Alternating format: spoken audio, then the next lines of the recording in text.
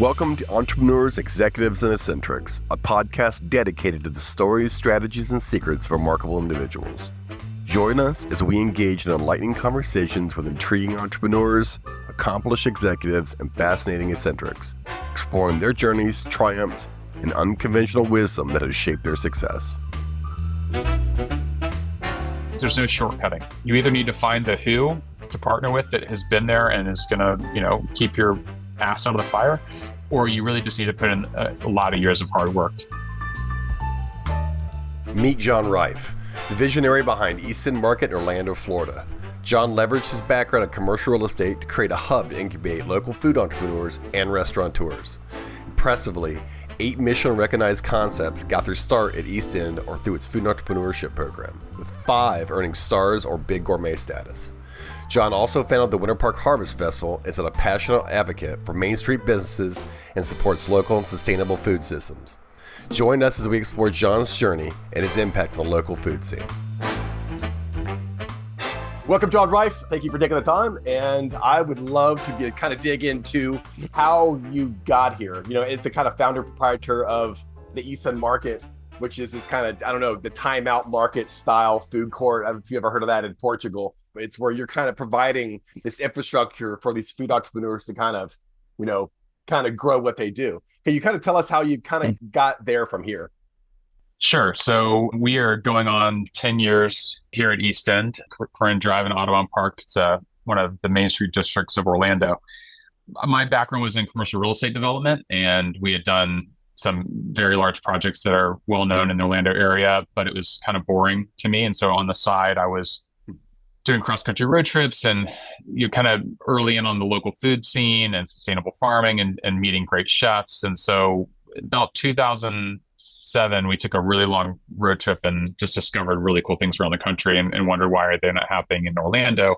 One of those being a public market of some kind, having seen them all over, in Seattle, Pikes Market and Granville Island and Vancouver and Eastern Market and Detroit. So just really great markets. So why not here? But you can't fill a market unless there's a lot of really cool concepts to fill it with. They build it, but there's no one there. So in 2010, I started a festival called the Winter Park Harvest Festival. And it was just to show off my friends. It was to bring together people 4 days before Thanksgiving to buy from actual local purveyors and local chefs. And we had a high-end dinner that back then was $125 a ticket. Now that's kind of the norm. But back then, more than a decade ago, that was pretty high on the hog. But we had the top chefs from 5 different restaurants, each do a course. And then the farmers could come for free. And it was all about the local food system. So I got to know a lot of owner-operated, very cool food businesses that didn't have a brick and mortar location. They were popping up at farmers markets and they were, temporary, but they didn't have a home, because taking down a 1,000 square foot space in a random shopping center is not really a good business model for a mom and pop shop. So cut to 2012, a former 2-story church building became available in this district, Audubon Park Garden District. We already had a producer-only farmers market that was happening a block away. So I knew that the area was known for that. I knew the proprietor of that business. And so between the vendors from the farmers market and the vendors of the Harvest Festival, I said, hey, if I buy this building and I create Orlando's first food hall, can you afford the rent that I know we need to make in order to make this viable? And so pretty much across the board, it was yes. I more or less had the building half leased up before I bought it. And then it was really just holding hands after that. It was taking people from the journey of, I'm used to paying a farmer's market person $30 a night, to, I have to sign a 45-page lease and I need insurance and a marketing plan and all the business infrastructure to make this work. Yes. So that's really where East End kind of got its start, was being I was basically the P.T. Barnum of the local food scene, finding the great acts, drawing them together in some really cool synergy, and then giving them everything they needed infrastructure-wise and know-how-wise to launch their business the best way possible. You've referred to yourself as P.T. Barnum over the year or two that I've known you several times. Now, I guess it really, the more I hear the story about Easton, the more it feels like an organic thing, right? It just kind of, you had the means, the ways, and brains to get to see the opportunity, and it just kind of organically happened. Now, it also turns out that you kind of because running the business is the hard part, right? Making really good food is not necessarily easy, but the actual infrastructure to make all that happen is kind of hard, and that's kind of where you're moving some of your business, right? Because you've taken some of those restaurants and kind of scaled them out a little bit. Is that right? Sure. So a lot of businesses, when they start at this level, have no credit history or terrible credit. They have very little access to capital. But after 2, 3 years of these businesses being in the market, always paying their rent, I'm seeing their sales go up. They're starting to look at the next spot and just asking me as a friend, hey, can you look at this lease for me? I mean, what should I be looking at? And so just as a friend and mentor, just alongside with them. But the ones that had some promise and had the gumption to go to ask the right questions of like, how do I do this? How do I raise capital to grow a business? And can you turn me on to the right attorney? And so I would do all of that as a friend. And then they're like, well, by the way, I mean, would you invest? I'm like, well, yeah, I'm giving you a lot of free advice anyway. So sure. Yes, I know you're a good operator, and with a couple of value added investors where it's not just money, it's actually, we're going to give you money and you can call us and we'll sort of serve as your board when you have problems. It was a good model. So we've done that several times with companies and concepts coming out of here. And then having been in that position now, we're not just tied to businesses that are in the market, other businesses that are aligned with us that know that we're a source of capital, and honestly, like friendly mentorship. I mean, we don't mind getting in the trench and helping figure out the hard stuff with them. But after being at it for more than a decade now, we've got enough history to know the right people, know the potential pitfalls, and hopefully expedite their growth and help them jump over some of the pits that we mired through and had to, fight the crocodiles off. It's funny because years ago when I was kind of starting out, money was money, and then as you get older, a little bit more advanced, you kind of understand that money plus expertise is actually the real value. Money by itself isn't necessarily the most valuable thing, especially if you're not 50 years old with years of experience, especially if you're kind of new to the entrepreneurship space. Money plus expertise plus contacts plus the understanding of how to run a darn business is where it's at. So how many restaurants have you kind of taken out of there? Meaning that you've brought out of Easton and into their own store, out of curiosity? Yeah. So 3 that we're invested in. There are more that have grown out of here. I think we're probably at this point, like probably 15 concepts that started here, and either I just wasn't in a position to invest, or we just weren't friendly enough. I mean, I'm friends with most people that are in here, but it's a different thing to also be someone's landlord and then also get under the hood with them. So some of them I wasn't asked, which I'm totally fine with. So I'm happy that a lot of gone on to do great things. And then we have some other concepts that have happened because of alignment, just being in the scene, knowing the right people. And to your point, like for instance, we opened up a bar, and our bar manager and now partner had opened up other bars in this building, and knew what you pay a bar manager, knew what you pay, how you can do profit sharing. So to your point, the longer we're in the game, the more we realize that we're consciously incompetent in some places. Like we know what we don't know, and we know where to find that information. And so a lot of it is trying to get people from that unconsciously incompetent, they don't even know that they don't know, and get them to here's what you don't know, and now you need to find your like who can help you, versus trying to figure out how to do it. Someone else has already figured this out. So partner with them, bring them on as a value-added investor, bring them on as an equity partner, whatever, instead of you trying to figure it out. Where I feel like early on, Orlando was very siloed. I mean, we definitely were a rising tide lifts all ships, but there wasn't a lot of communication back and forth at the business administrative level of these smaller businesses, where now there's a ton, and it's been really helpful to go, who are you using for insurance, and who's your point of sale system, and are you using Resi or OpenTable or whatever. So and I'm hoping we do more of that as we move into our 10th year. We can continue to serve as sort of Switzerland. But so many concepts have come in and out of here, and I'm involved both as a mentor and or investor in multiple concepts that, it's a place where we can have a forum to have these discussions and everybody wins, versus, one restaurant group or one investor group holding so tightly to the keys of the kingdom that, only they prosper. I'm definitely a win-win kind of person, and rising tide lifts all ships sort of scenario when it comes to business. Where do you see this going? I mean, would you ever think about doing another Easton somewhere else? Is that in the cards or no? No, probably not. And I'll say why. Like, I've been to the Time Out Market in Portugal, and they've got one in Miami, and I've been to food halls that are food halls for the sake of being a food hall. It's a real estate deal, and it just happens to have food. East End is still such an integral part of the community. The way we host pop-ups, the way we host musicians, the way we have like poetry slams and whatever. It's a neighborhood market, and to do that and to do it authentically, it's really hard to replicate. And so the joy for me on the business side is that this sandbox gives me first dibs almost, or first right of refusal of the cool stuff that we're testing here. And so it really is it's like having a test kitchen, but for business, for food businesses that we can see long before someone's even bankable. I mean, like you can't even go get an SBA loan until you've been open for 2 years typically. So before they're even traditionally bankable, we can get an idea of whether they're a great operator and have the concept has legs and invest in it. And ultimately, my goal is to have export quality businesses that are born in Orlando that go and permeate the country. And so we are exporting really great concepts all over the country, and they were born and raised here, and therefore we become this, flywheel of really great food, beverage, hospitality, and Orlando is not just a destination to visit, but things coming out of here, begin to cross pollinate throughout the Southeast and beyond. You have absolutely positively transformed that area of Orlando. 15 years ago, my wife and I lived over in Colonial Town area, and it was okay. It was a little hipster-esque, right?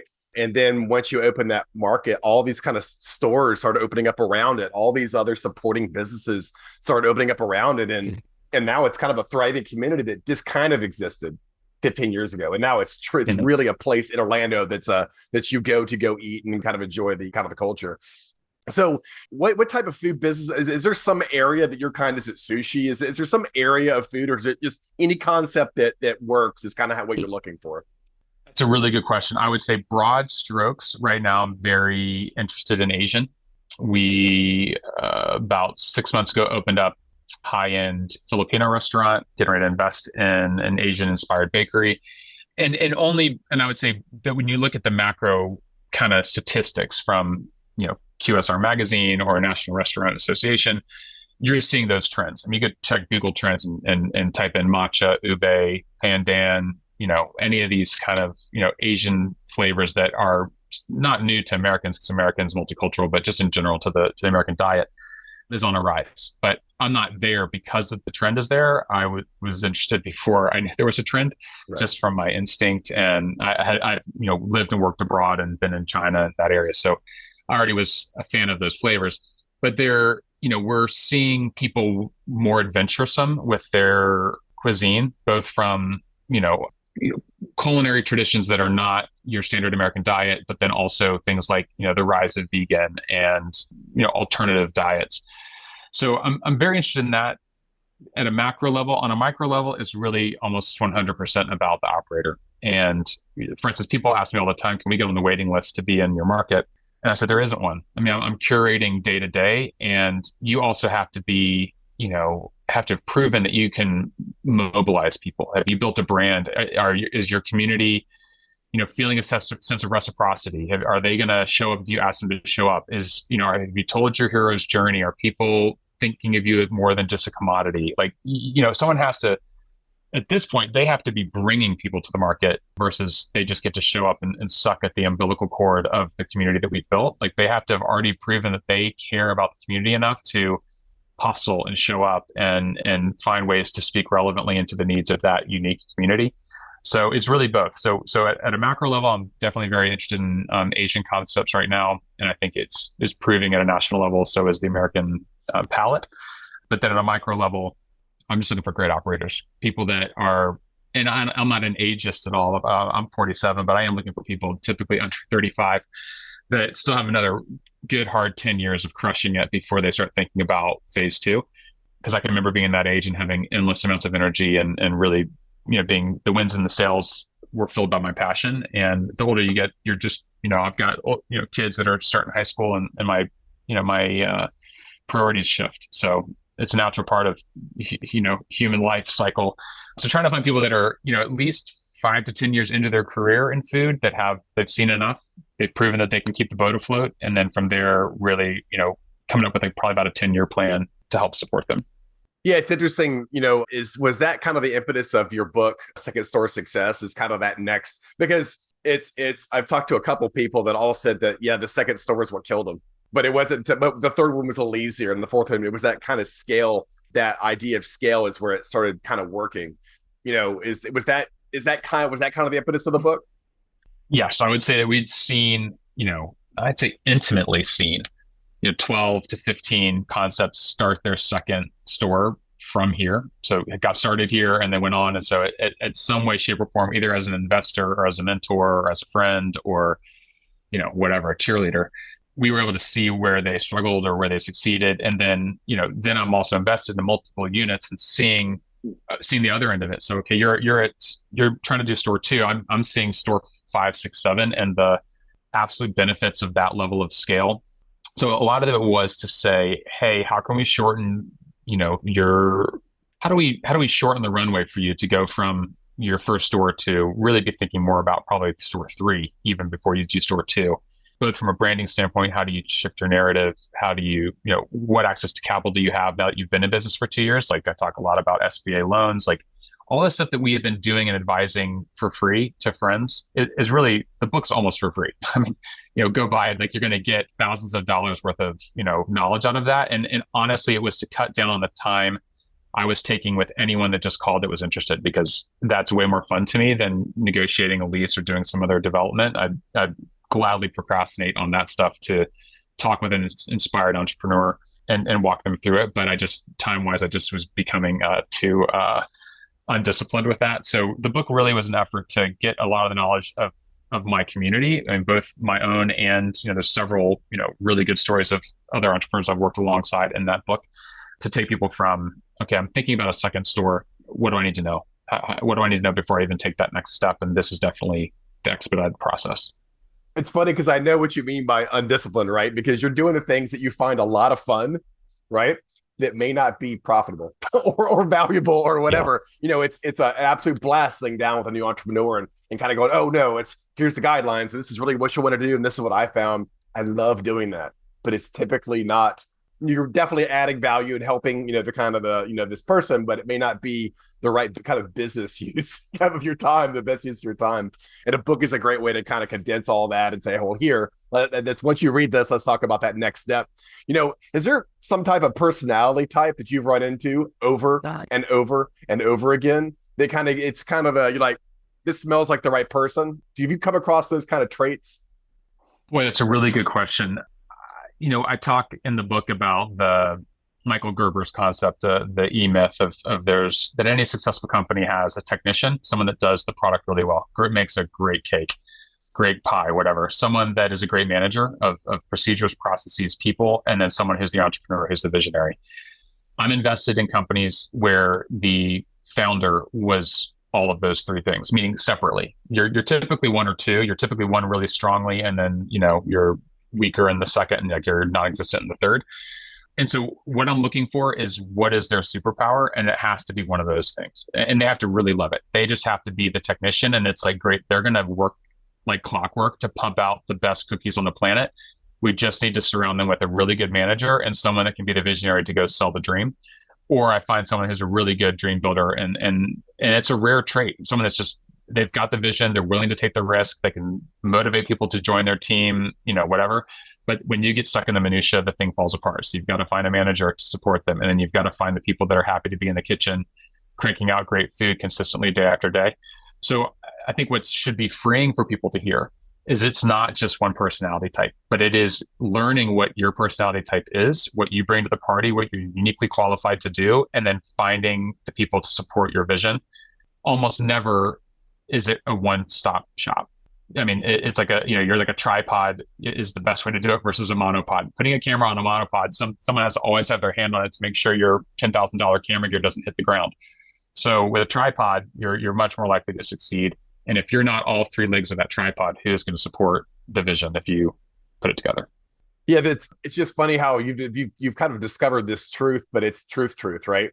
I've heard this very similar thing from a guy named Mike Maples Jr. He's an investor in California. And that's so what you described is exactly the same thing he says about technology. If whatever you are, surprise you're surrounding yourself with people that the thing that you have to understand that you're not, right?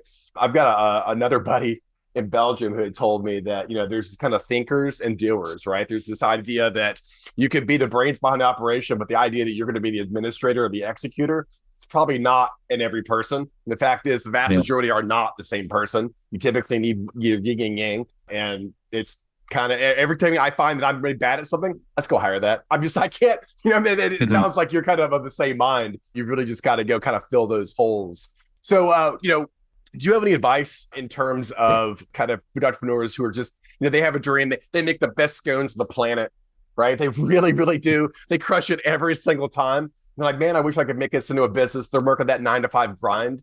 Do you have any advice to kind of go down that path, how they could kind of make that happen? Early stages, of course. Yeah. So I said this earlier, I find a lot of time entrepreneurs are, they'll want to meet with me and they're like, hey, can you sign this NDA? Like I'm going to steal their idea. Right. My biggest advice to any entrepreneur at any level is just be very open publicly to what you're doing and just put the bait out in the water. Be Instagramming it, be putting it on Facebook, be going to networking opportunities, like be vocal about what you're doing. Because otherwise you're not going to find your tribe. You're not going to find that great, like you may go put an ad in the paper somewhere to try to hire a general manager. But if that general manager has no idea who you are, you're going to sort through 60 and still not find someone that chemistry-wise matches you, because it has to be a fit. Like if you're going to be working intimately with somebody and it's a grind, it has to be a fit. And so the more you're putting the honey out there of who you are, you're going to attract the right bees to your hive. So I would say, take the idea out for a walk in the park. Go talk to people. Say who should I be talking to? That sort of thing is a big part of this. Is that people want to get everything perfect before they get it out there. And I'm sure we've talked about like getting a minimum viable product. Like just get the concept out there, get people to taste it, and that people start rooting for you. They want to see it work. The right people will come at the right time. You just have to it's doubling down on your idea. It's not going, this is my side hustle that I hope works. It's like, I talk about this in the book, The Viking Mentality. It's loading the boat for war. You're sailing to the foreign shore. And when you arrive, you unload the boat and you burn the boat. There is no retreat. It's win or die. And putting yourself in those kind of positions is critical to entrepreneurial success. I mean, that is quintessential to entrepreneurial success is taking that risk. And if you're playing it too safe and whatever you're planning as an entrepreneur does not give you indigestion at night or in the morning, and you're not freaked out, it's too small, and it won't inspire someone to join you. Like you want someone else that's comfortable at that level of queasiness, someone that's willing to get in the boat and be seasick for a while until they get their bearings before you land to do battle. So I think that doubling down on your vision and not considering it this like little side hustle that I want to be doing, it's like, if you're going to do this, like really jump in with and make sure there's no retreat other than success.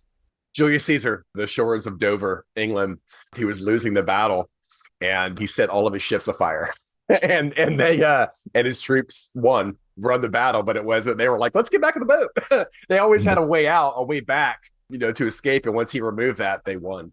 Yep. So I'm also of the mind it's all or nothing. I'm also of the mind if I have one more person ask me to sign an NDA, it's probably like my response is I promise you what you're doing isn't that special. Really? But if it is the thing you should be doing should be reproducible because it is so incredibly you and special and intricate and part of your DNA that it can't be reproduced. An NDA is worthless. It shouldn't matter. Right.